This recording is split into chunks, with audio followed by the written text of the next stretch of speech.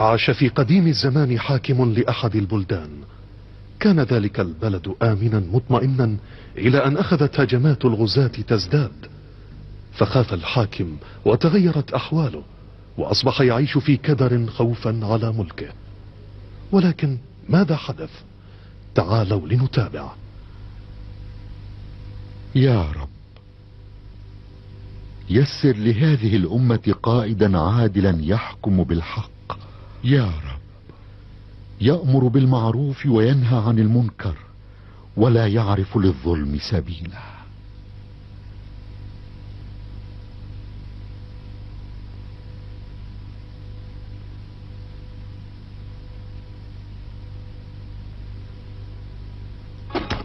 نحن الأبطال، نحن الشجعان.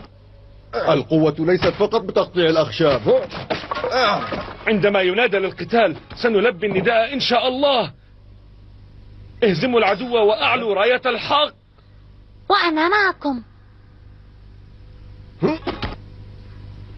صالح، هل سمعت ما يقوله الناس؟ ماذا يقولون؟ العجوز الحكيم اتهم الحاكم جابر بالعجرفة وحب الذات. هذا يعني أنه لم يعد يحكم بالعدل. إذا لم يعد الحاكم عادلا فماذا سيحدث لنا؟ قلقون. أنتم يا إخوتي دائما قلقون، ولكن يجب عليكم أن تسلموا أمركم لله ولا تيأسوا من رحمته. يا أولاد الطعام جاهز.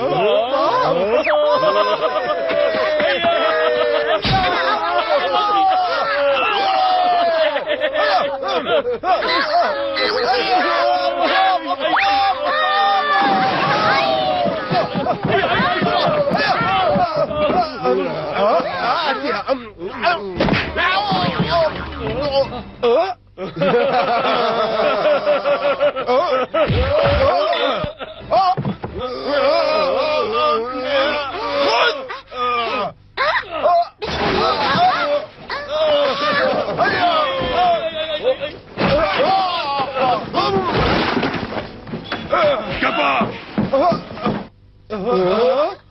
متى تتوقفون عن التصرف كأطفال؟ ألا تعلمون أن للطعام آدابا وأن عليكم أن تشكروا الله على نعمته؟ يجب أن تخجلوا من تصرفكم. عليكم أن تتصرفوا بحكمة وأدب حتى تتمكنوا من رفع راية الحق. عليكم أن تتذكروا ذلك دائما إن أردتم النجاح. لنرفع راية الحق. تذكروا دائما الحق والعدل.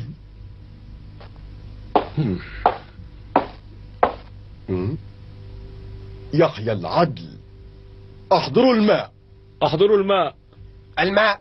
الماء. الماء. الماء. الماء. الماء.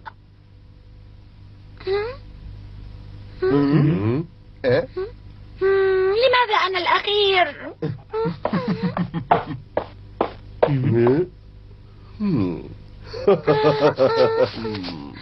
هيا لترعوا الأغنام في الحقل. بالطبع يا أبي، سنذهب. أولا تذكروا العدل والحق. الأغنام. الأغنام. حسنا، كفى. واضح، فأنا الأخير سوف أذهب لرعي الأغنام. يا الله. ربي ربي أنت الراعي في هذه الدنيا، ولذا لن أضل أبدا ما دمت معي يا ربي. مع أغنامي فوق العشب ما أحلى الحياة.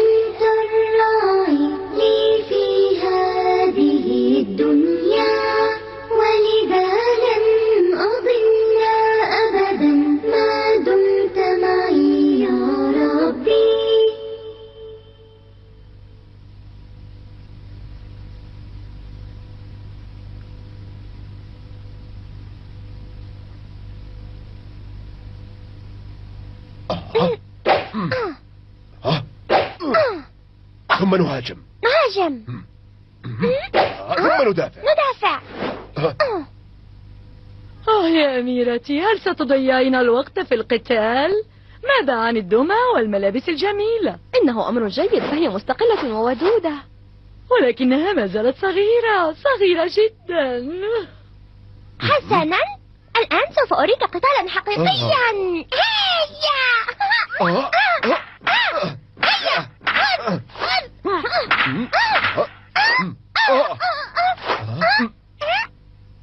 هاي أنت مهدأ، لكن هذه المرة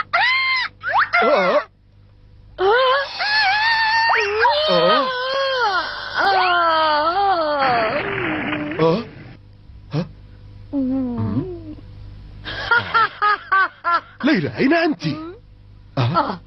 أين أنت يا أميرتي؟ أين أنت؟ أنت هنا؟ أنا هنا. أختي الحبيبة ليلى، ظننت أن مريم قد نستك. لنتابع. متأكدة أنك على ما يرام يا ليلى؟ هذه المرة سوف أدافع. هيا. حسنا أختي، جاهزة؟ أيها الأمير جاسر، لدي رسالة مستعجلة. ثانية، أنا جاهزة. هيا. فيما بعد؟ لا تذهب يا جاسر، ابقى والعب. جاسر. لا بأس أيتها الأميرة، نستطيع أن نلعب سويا. لا، أريد أن ألعب مع جاسر.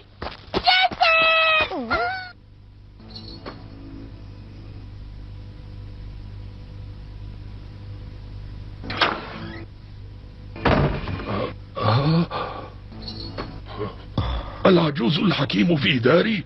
لا تقلق أبدا. أين ابنك خالد؟ ابني؟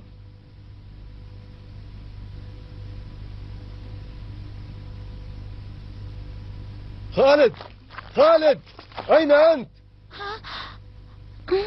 خالد، أين أنت؟ أنا هنا. أبي يريدك حالا.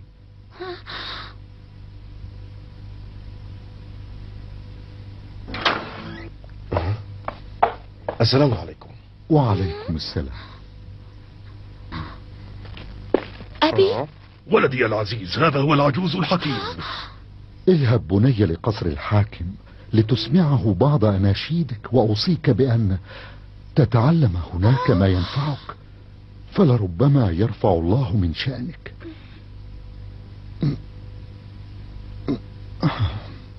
والآن اذهب بني، وفقك الله.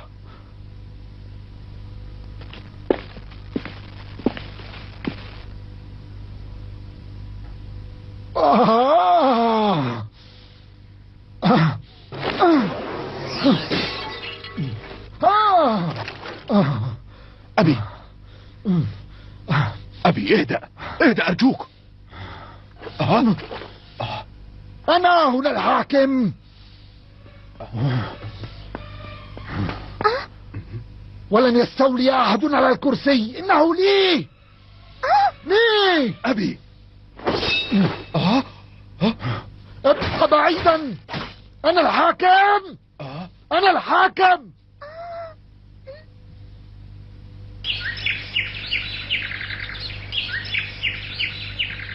أعتقد أن الحاكم متوتر جدا. أحضر منشدا ماهرا حتى ينشد للحاكم، هذا سوف يريح أعصابه. منشدا؟ أنا أجيد الإنشاد، أنا أعرف. أعرف فتى ينشد جيدا يسكن في إحدى القرى المجاورة، والعجوز يعرف أباه أيضا، اسمه خالد. خالد؟ من هو؟ إنه ليس أفضل مني. من هو خالد؟ هل هو أجمل أو أذكى مني؟ إلهي لا سواك، إلهي علام الغيوب، يبدد الهموم، يفرج الكروب، أدعوك يا إلهي عالما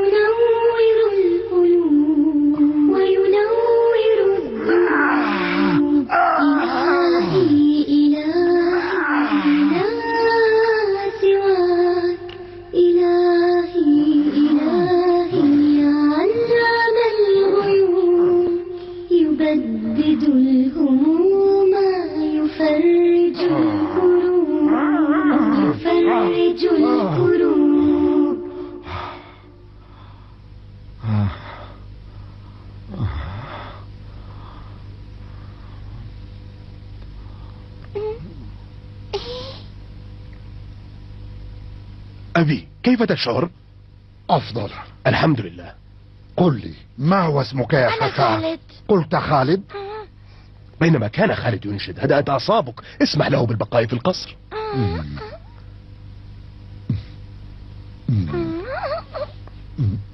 حسنا، ابقى في القصر. تعال معي سأريك غرفتك. هذا الكرسي لي. خالد، ها هي غرفتك. غرفتي وحدي؟ بالطبع، وإن أردت خذ قسطا من الراحة.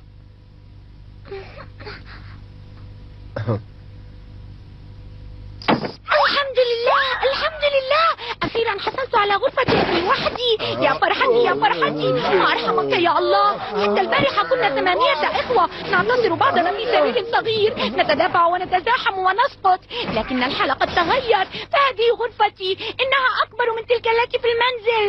غرفتي يا غرفتي، أستطيع أن أقوم بعمل فوضى ولن يجبرني أحد أن أنت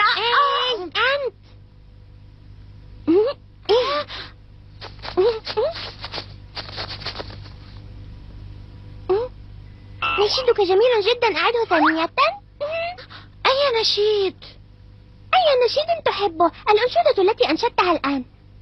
أسرع هيا. أعتقد أنك تحتاج لبعض الوقت للاستعداد. سوف أبقى هادئة.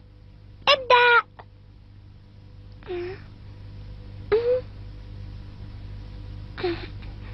افتحوا الأبواب هيا يا أحباب، إنه يوم جميل رائع جذاب. في هذه الحياة نعم لا تحصى قد أوجدها الله، فلنسعد بها. شاهد الأسماك في الماء هناك، اسمع الطيور تشدو في سرور، تسبح العظيم تركب النسيم، تصافح الزهور. شاهد غدير برقة يسير، وشمسنا وظلنا وماؤنا الوفير. وهناك الكثير، هناك الكثير. افتحوا الأبواب هيا يا أحباب، إنه يوم جميل رائع جذاب.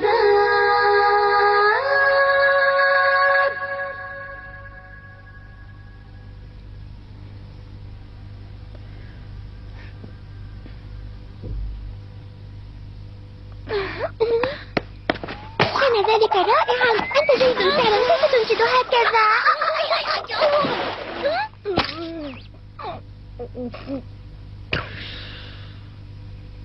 انظر إلى نفسك، إنك مضحك جدا.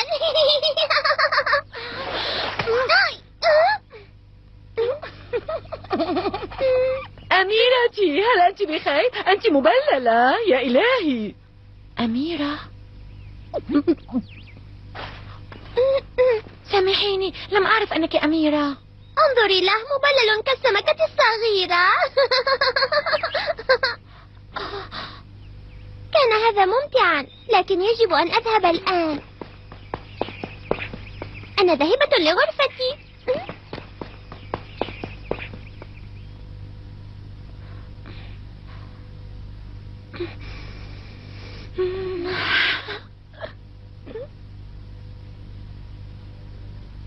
إنها الحرب. جيش الغزاة قادم. هيا غزاة، جهزوا الجيش حالا وليتوجه الجنود إلى وادي النياب.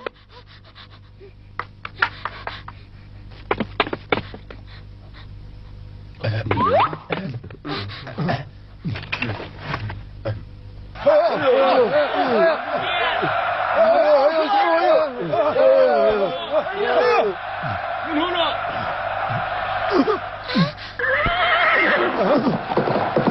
خذ هذا، هيا والحق بالجند. حاضر سيدي.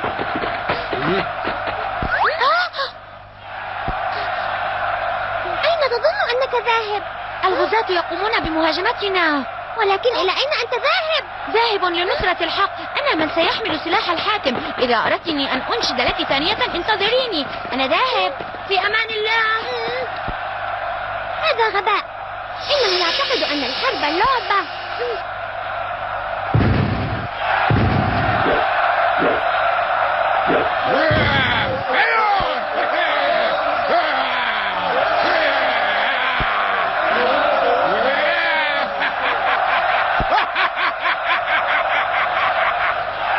تخافون من رجل واحد؟ أرسل بطلك للنزال رجلا لرجل، وإذا غلبني وأعرف أنه لن يستطيع فإننا سوف نكون عبيدك، ولكن إذا غلبته فإنكم جميعكم سوف تكونون عبيدي. ما رأيك؟ واحدا لواحد؟ من يصرع هذا المتعجرف؟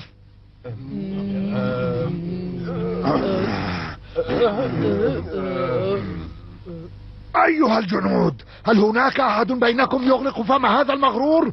وإذا صرعه سأعطيه كنوزا كثيرة وسأزوجه بابنتي. ها؟ لا أحد؟ لا أحد؟ الشخص الذي تبحث عنه لم يأتي معكم.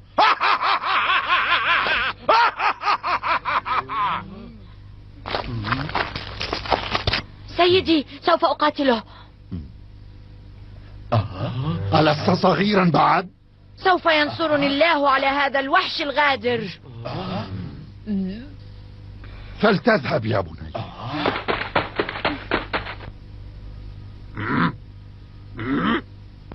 أنا من سيتحداك. هل هذا أفضل شخص في جيشك؟ أيها المسكين، سوف أقطعك إربا وأطعمك للطيور. أنت تثق بسيفك وأنا أتوكل على الله الواحد القهار.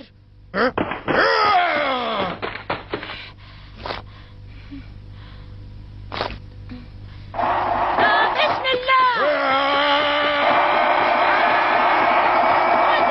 أيها الشرير.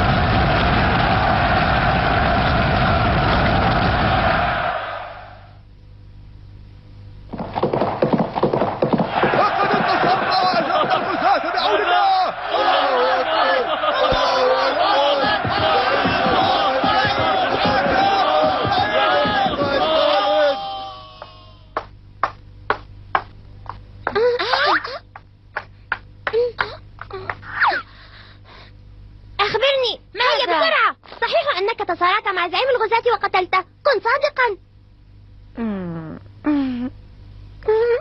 طبعا. كاذب، كيف يستطيع فتى مثلك أن يصرع زعيم الغزاة؟ ما الخدعة التي استعملتها؟ أجبني. ألا تثقين بزوج المستقبل؟ زوجي من؟ أنت؟ نعم. لا، أنا. مستحيل، لن أتزوج من راعي غنم. ليلى، ماذا تفعلين؟ خالد يهزأ بي ويقول إننا سوف نتزوج. هذا ما قاله. أخبره بأن الأميرة لم تتزوج من راعي غنم. يا أميرتي الصغيرة، إنه راع، ولكنها الحقيقة. كاذب. إنه الوعد الذي قطعه أبي بأنك سوف تتزوجين من يتغلب على زعيم الغزاة، وهو خالد. أبي. وعدت، والوعد وعد. إنما ليس الآن، إنكما صغيران. ستكونين زوجة خالد.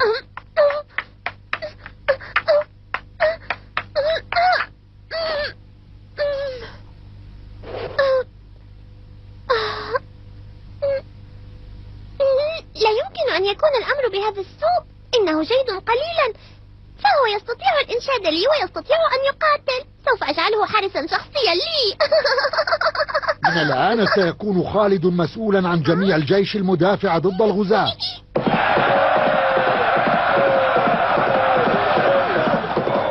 كبر خالد وتلقى العلم والأدب وتعلم الفروسية في قصر الحاكم، وتوالت انتصاراته. شعر الناس في ظل قيادته للجيش بالأمان بشجاعته وحسن توكله على الله لنصرة الحق. لقد انتصر خالد مرة أخرى في المعركة. منذ أن وضعت خالد في ذلك المركز تمكنا من صد هجمات الغزاة. أحسنت يا خالد. الحاكم هزم الآلاف، ولكنك يا خالد هزمت عشرات الآلاف لنصرة الحق. أنا هزمت الآلاف وخالد هزم عشرات الآلاف. الآن العامة جعلوه يتفوق علي، وماذا بعد؟ يخلعونني وينصبونه مكاني؟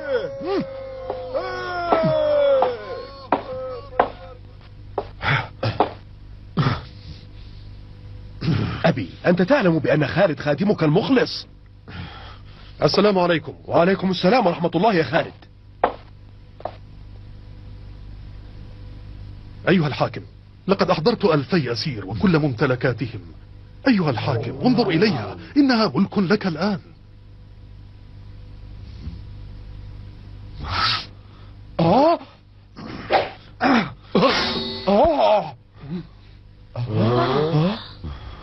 ما الأمر؟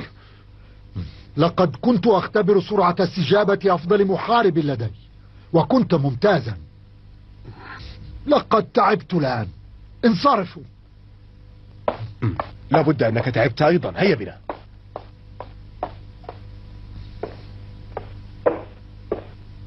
اذهب إلى غرفتك واسترح الآن يا خالد. يا إلهي، ماذا أفعل؟ لقد سيطرت الغيرة على قلب أبي، وأخشى أن يؤذي خالد. ماذا أفعل؟ إذن تريد الزواج بابنتي؟ إنه الوعد الذي قطعته على نفسك. لقد كنت فتى صغيرا وكبرت. إذن لقد كبرت الآن؟ نعم، الوعد وعد، لكن أريد مهر العروس قبل غروب شمس الغد، وعليك هزيمة 100 جندي من الغزاة وحدك. أبي، إن هذا مستحيل. كيف يستطيع أن يتغلب على 100 وحده؟ هل هذا طلب مستحيل؟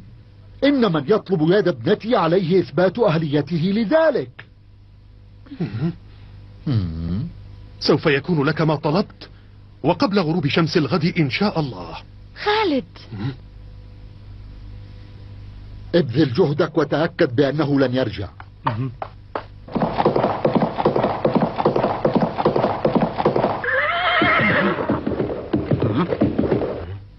إخوتي، كيف؟ سنذهب معك. قال الحاكم بأنه يجب علي أن أنفذ هذه المهمة بمفردي. ألا تشك أنها حيلة؟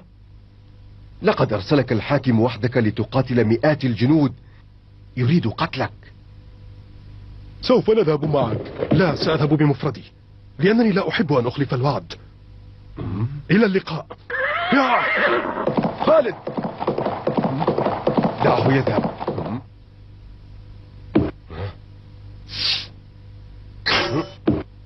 إذا لم يرجع غدا سوف أنتقم له.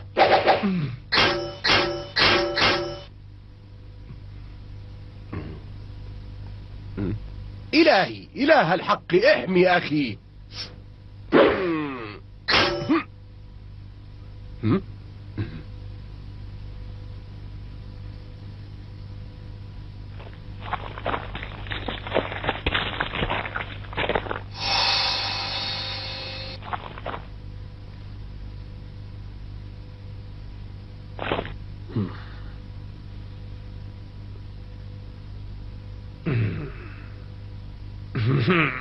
هناك أكثر من 200 جندي، يجب أن أعمل على تفريقهم. هاي أنتم أيها الغزاة! هجوم! هجوم! انطلقوا!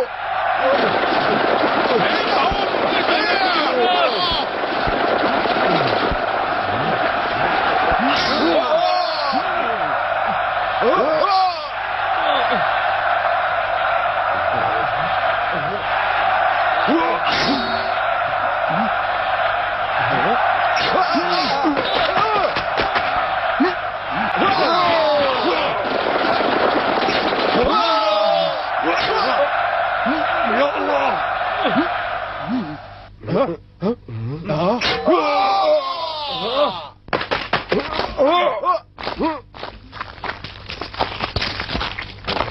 إنه رجل واحد فقط، أمسكوه!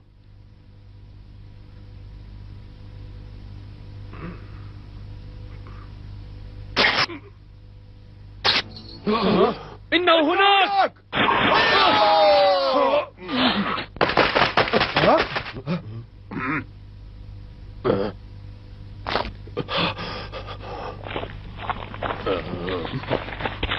ابعدوا عنه.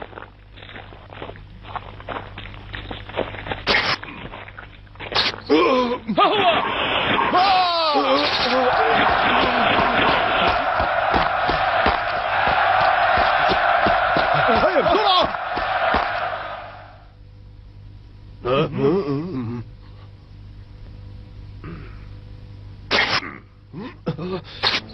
هذا سهم يستخدم من جيش الحاكم. من الأمام ومن الخلف أنا محاصر. يا الله. هيا بسرعة.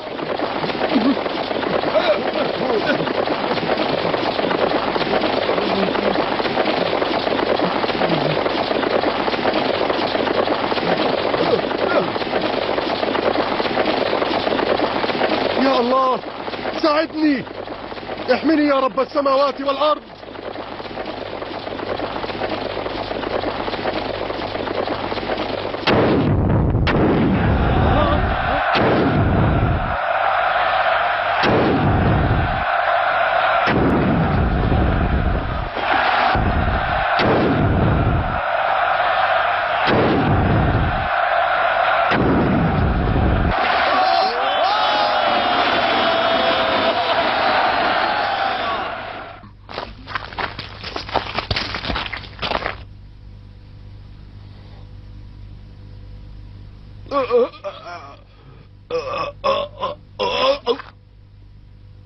يا إلهي أنت ربي ملجئي وملاذي.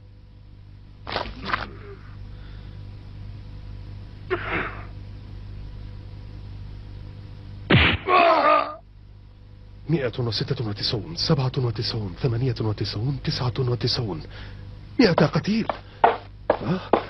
صالح جئت للمساعدة متأخرا يا أخي. لقد رأيته يسدد سهما نحوك ليقتلك. سهم مع أجراس. أرجوك عفو عني. سوف أتدبر أمر هذا الشرير وحدي. لا لن أجعلك تريق دم رجل أعزل من شعبي.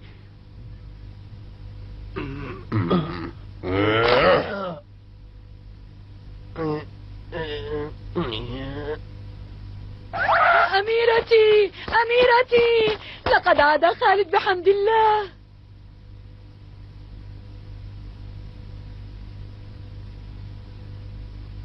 أيها الحاكم، أحضرت مهر ابنتك. أحضرت معي ممتلكات 100 جندي من الغزاة. سيدي إنها فعلا من الغزاة. والآن هل ستزوجني من ليلى؟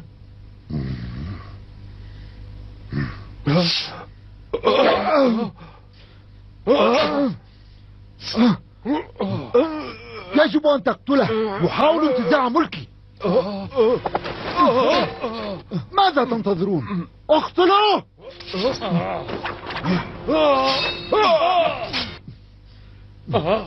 اركض يا خالد بسرعة.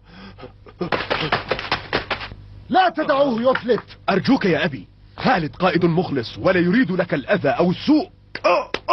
هيا الحقوه بسرعة.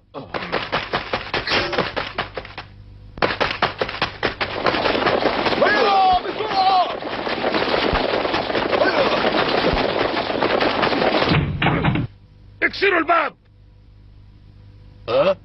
ها هو انه فوق ذلك البيت. هيا.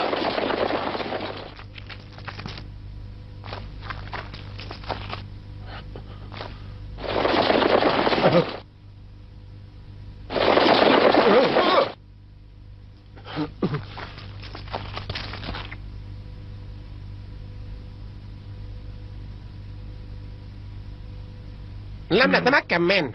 لا يمكن أن يكون قد هرب. ابحثوا عنه. هيا. أبي، لماذا تفعل ذلك يا أبي؟ ماذا فعل؟ أنت لا تحبين أباك يا ليلى. أتريدين أن يقتلني ليأخذ مكاني؟ هذا مستحيل. إنها مملكتي، مدينتي، إنه عرشي، لن يجرؤ أن يستولي عليه أحد ولا أنت.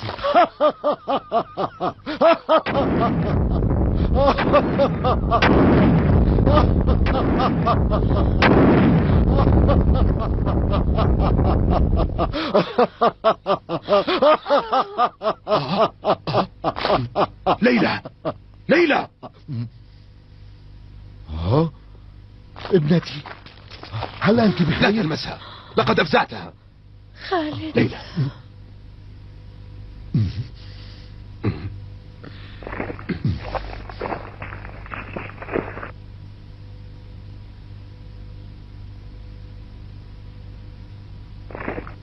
هناك الكثير من الجنود عند البوابة، كيف أهرب؟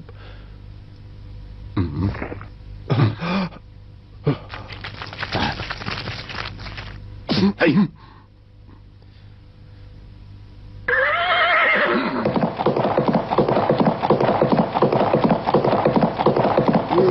ابعدوا. هيا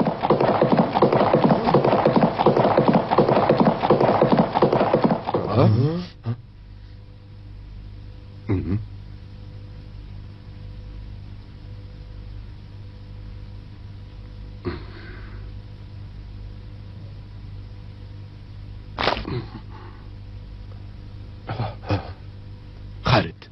الأمير جاسر.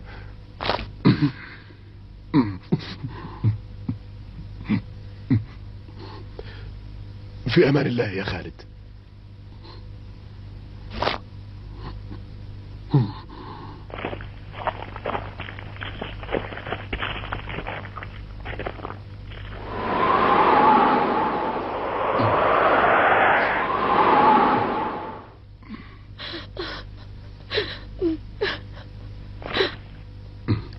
غادر خالد المكان بأمان.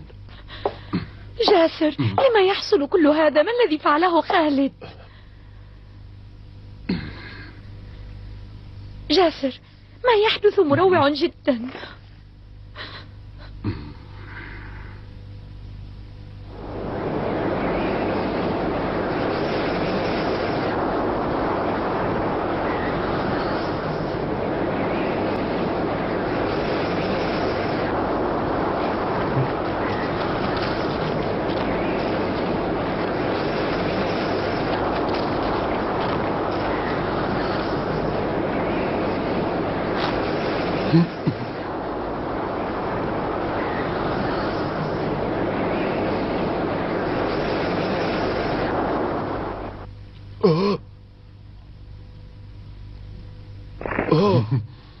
يا أخي، كيف يمكن أن أساعدك؟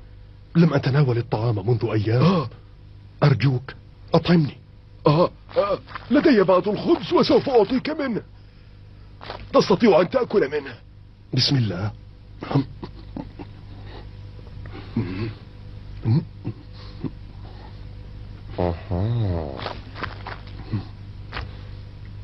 الحمد لله. يجب على القائد أن يمتلك سلاحا. إن هذا السيف قد ورثته عن والدي. خذ.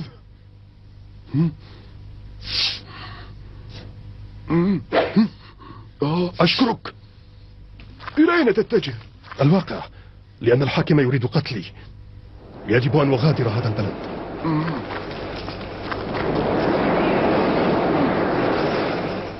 قام رضوان بإطعام خالد وأعطاه سلاحا.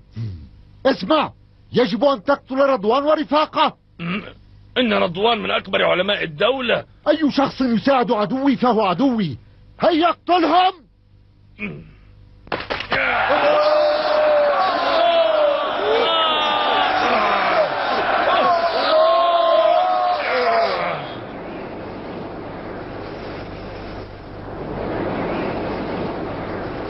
أتقتلون الأبرياء العزال؟ ألا تخافون الله؟ لقد ارتكبتم خيانة وأنتم تستحقون هذا المصير. ربي سوف ينتقم الله منكم.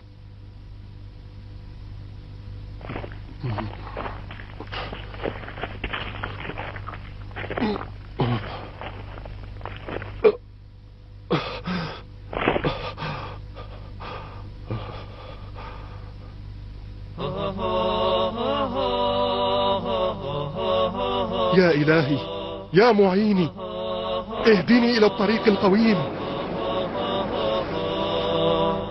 إلهي إلهي العظيم لا تتركني على وجهي أهيم وامنحني الإيمان والصبر والسلوان ثبتني إلهي على الدرب القويم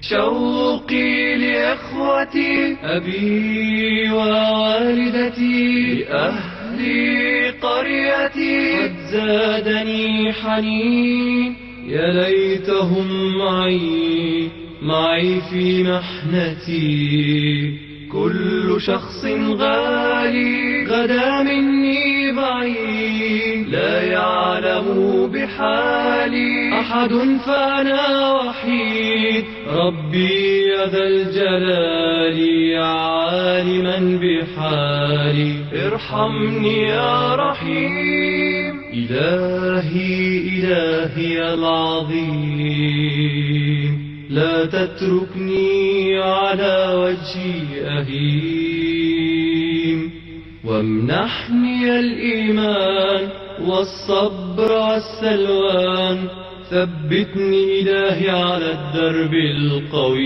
القويم شوقي لإخوتي أبي ووالدتي أهلي قريتي قد زادني حنين يا ليتهم معي في محنتي كل شخص غالي غدا مني بعيد لا يعلم بحالي أحد فأنا وحيد ربي يا ذا الجلال يا عالما بحالي ارحمني يا رحيم إلهي إلهي العظيم لا تتركني على وجهي أهيم وامنحني الإيمان والصبر والسلوان ثبتني إلهي على الدرب القويم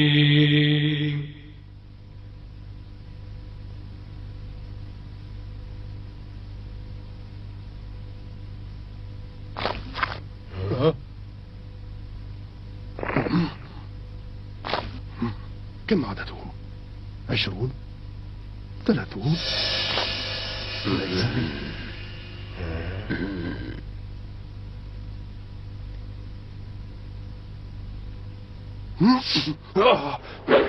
من أنتم؟ هل أرسلكم الحاكم؟ لقد وجدتموني. هيا. إنه أنا. صرح. أخي الكبير خالد. مسعود. بدأنا بالبحث عنك حالما عرفنا ما حدث معك. قال أحدهم بأنه رآك وجئنا حال سماعنا ذلك. نعترف بك حاكما وسنحارب معك. أنا؟ ماذا تقولون؟ لكن أنا أخوكم الصغير. نعم أنت القائد يا خالد وسنحارب معك حتى النصر. أنت يا أخي. أجل أنت قائدنا. سر في رعاية الله. القائد خالد. أخي مسعود.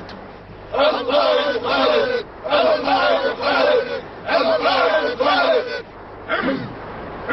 انظر 400 فارس تحت أمرك. القائد خالد.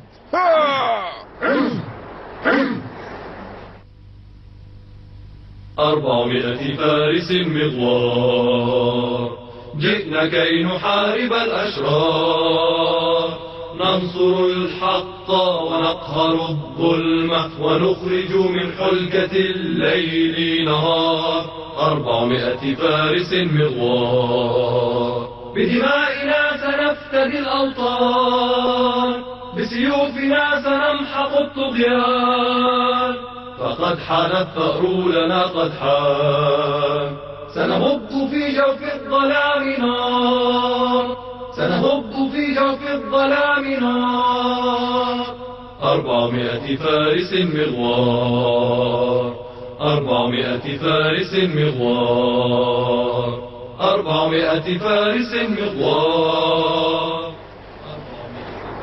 سوف يندم على فعلته وسنقاتل معك حتى النهاية يا خالد. لا. لماذا؟ لماذا؟ لا يهم ما فعله معي. لا يجوز أن ننتصر لأنفسنا أو نؤذي شعبا. سيد الحاكم، هناك أخبار بأن خالد جمع المئات من الجنود في وادي الذئاب. إذا تحقق الأمر الذي خشيته، وأصبح يجمع جيشا ضدي. هيا جهز الجيش، سوف أقوده بنفسي. هيا.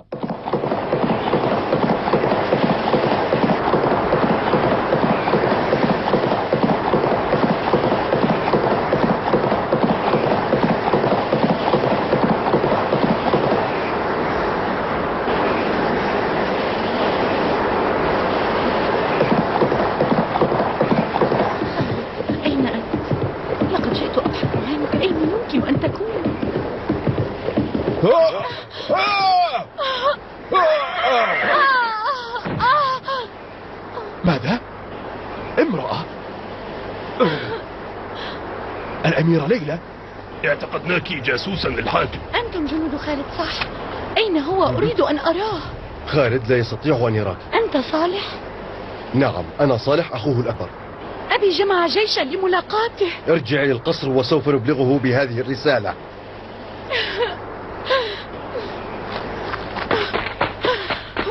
جاءت ليلى. تقول إن أباها جمع جيشا ضدك. سوف أسلم نفسي حقنا للدماء.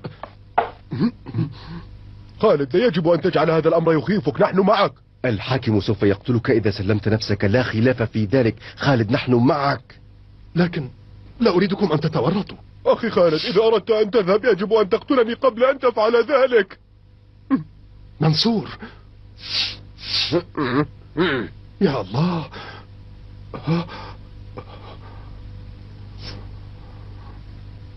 يا الله، يا الله، يا الله.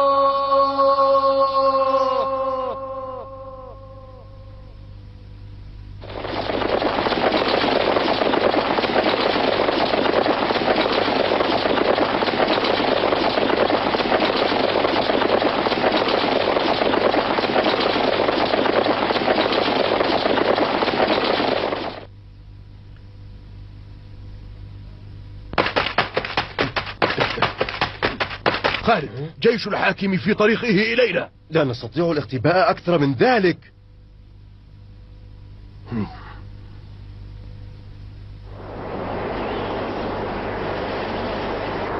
توقفوا. قياموا، يختبئون هنا. لا تدعوا أحدا يفلت منكم، وبخاصة خالد.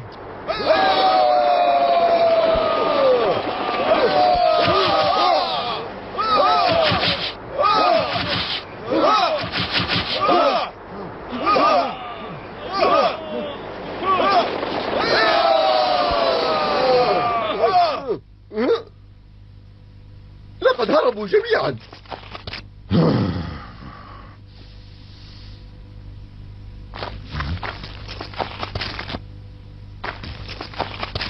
أين اختفوا؟ سيدي، إن آثارهم تدل على أنهم سلكوا هذا الطريق. الحقوا بهم. هيا.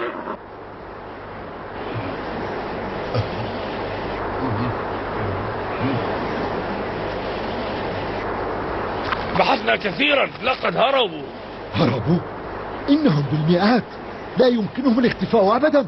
ابحثوا عنهم. حاضر سيدي.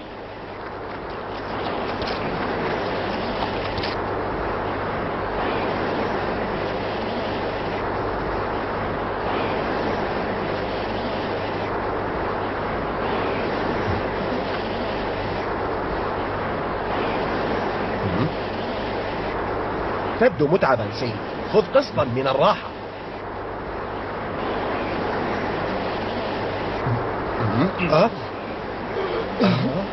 نعم، فكرة جيدة.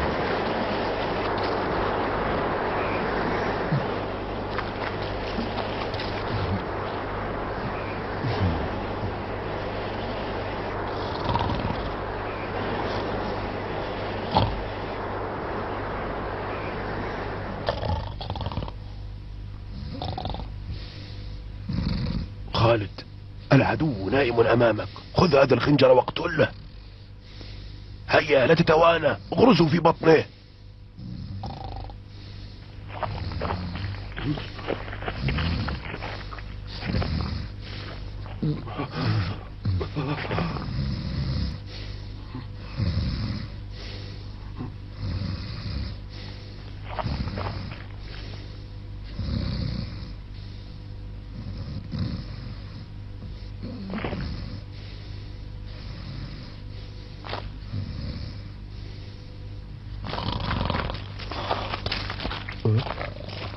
ماذا جرى؟ لنرجع، هذا أمر.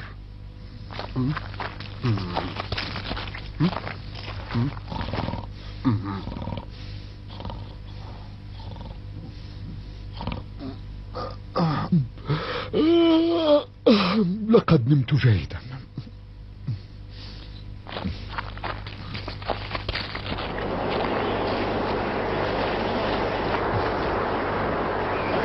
سيدي، لابد أنهم هربوا إلى مكان بعيد. أيها الحاكم، ماذا تريد؟ لماذا تلاحقني؟ أليس هذا خالدا؟ أيها الأحمق، قطعت هذا من ثوبك، كان بإمكاني أن أقتلك.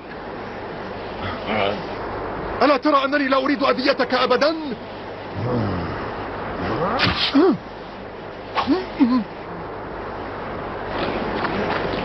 لنخبط عليه.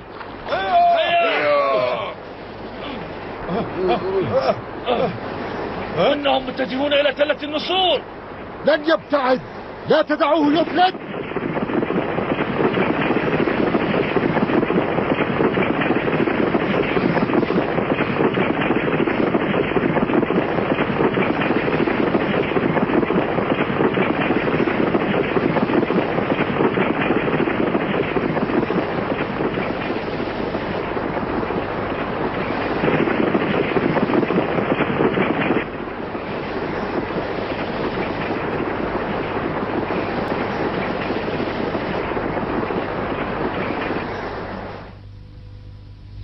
سيدي، لقد تأخر الوقت ولن نجدهم في الظلام.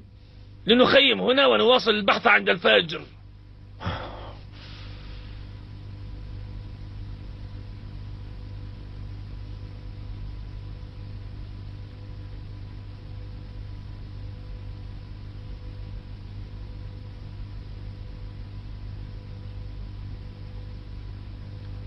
سوف أذهب إلى خيمة الحاكم مع منصور.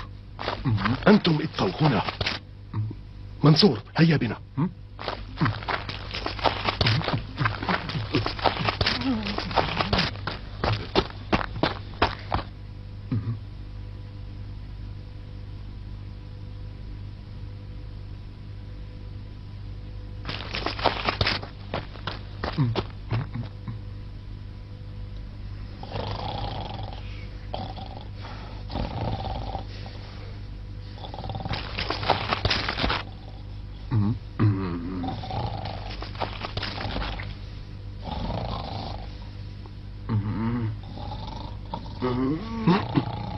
منصور، لا يزال حاكمنا.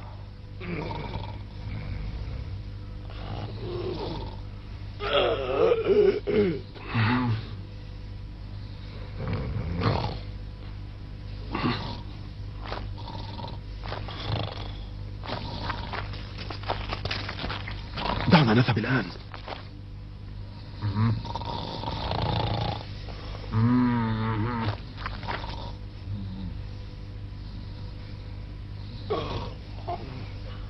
أيها الوزير، استيقظ. من ينادي؟ أيها الوزير، لقد كنت نائما وسيدك في خطر. أليس هذا سببا كافيا ليقوم بطردك؟ ومتى كنت في خطر؟ انظر حولك، لن تجد الرمح وإبريق الماء. رمحي؟ إبريق الماء؟ انظر هنا، هذا سلاحك وشرابك في يدي. أنت تعني أنك جئت وأنا نائم؟ سيدي، كانت رقبتك في متناول يدي مرتين اثنتين، لكنني مع ذلك اعتقتك لوجه الله لأنك حاكمنا. هذا يكفي ليثبت براءتي؟ ربي ساعدني عليك وحماني من أي أخطار سعيت لتعريضي لها أيها الحاكم. يا إلهي، كاد أن يقتلني. خالد كاد يقتلني.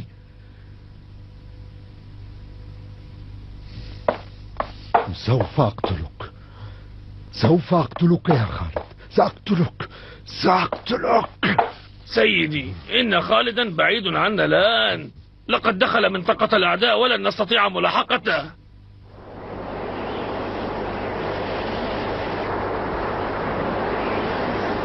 يا إلهي رحمتك، لماذا يفعل الحاكم معي هذا؟ لماذا؟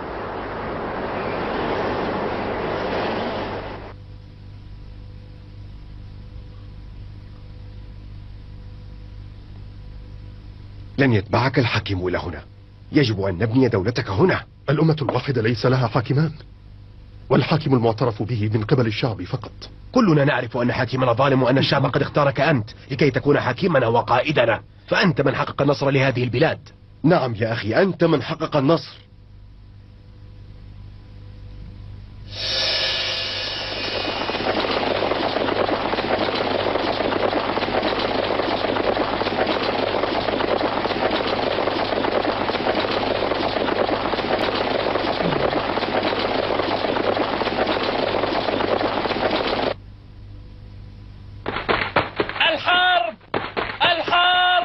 خالد، إن الأعداء يغزون بلادنا وهم يتجهون نحو قصر الحاكم. أخبر كل جندي بأن يستعد. ماذا؟ إلى جانب من؟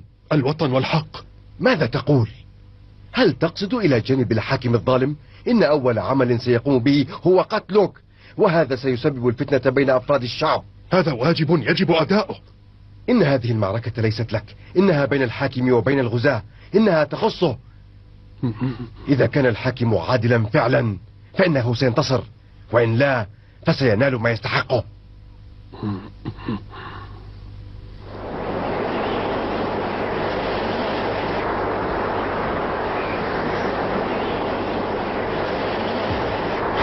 إنهم كثيرون، 10 أضعاف عددنا على الأقل. أحضروا الحكيم العجوز حالا. ولكن يا سيدي، لقد مات الحكيم العجوز منذ زمن. لقد مات. إذا أحضروا رضوان، إننا بأمس الحاجة لعلمه ورشده. لم يعد رضوان موجودا. ماذا؟ لماذا؟ لقد قتلهم الوزير يابي جميعا لأنهم ساعدوا خالد. كلهم قتلوا، لم نعد نحتاجهم وهم ميتون. أبي، إن الله لن يرضى عن أفعالك. لا اعتراض.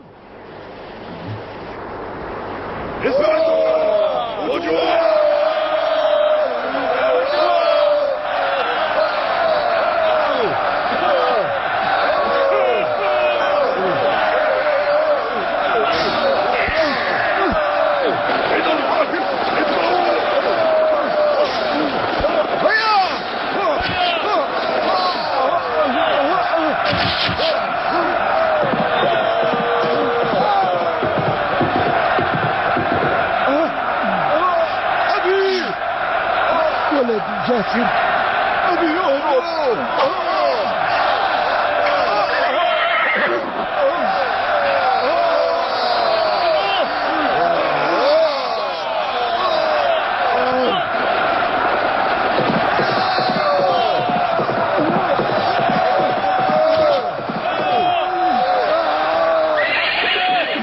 ربي سامحني.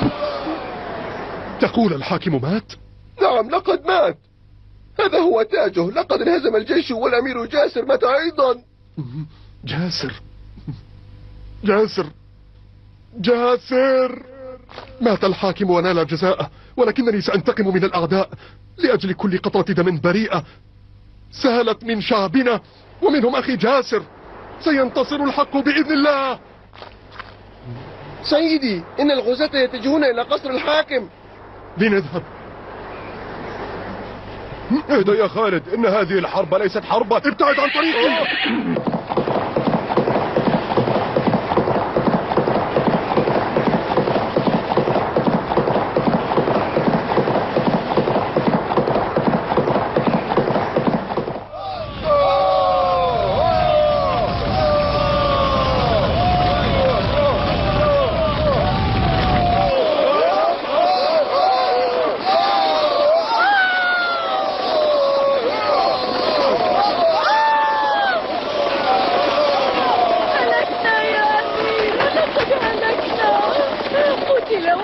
وأخوك كلاهما قتل. ماذا؟ أخي وأخي قتلا؟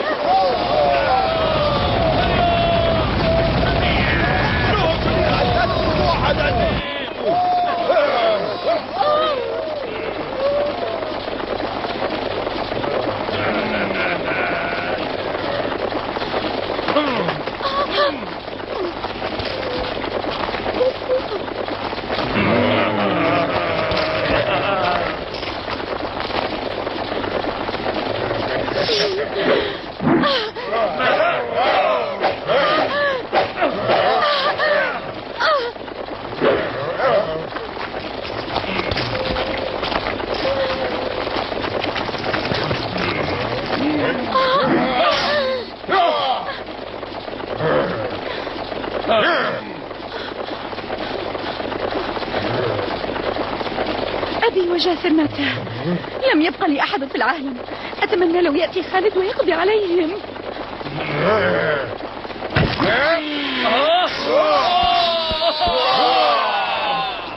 من التالي؟ هناك أحد؟ إنه من قتل زعيمنا خالد. جبناء، ما بكم؟ خائفون من مهاجمة رجل واحد؟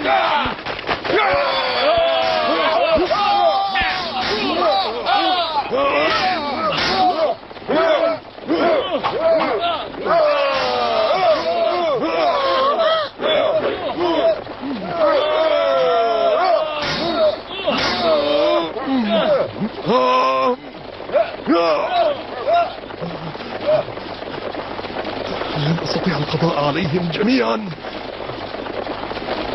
ماذا سنفعل؟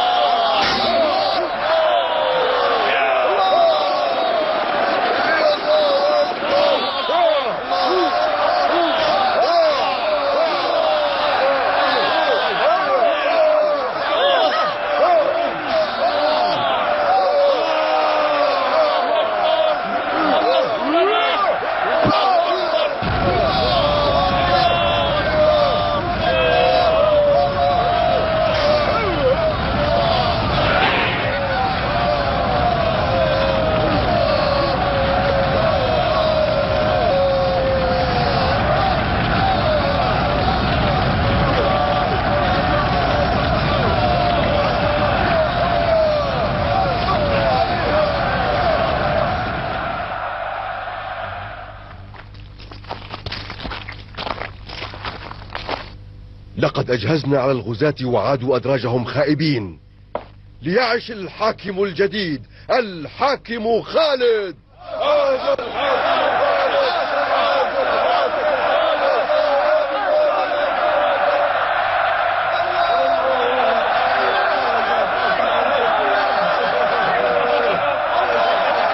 انظري، لقد وفقني الله لأقود هذه الأمة وأرغاها.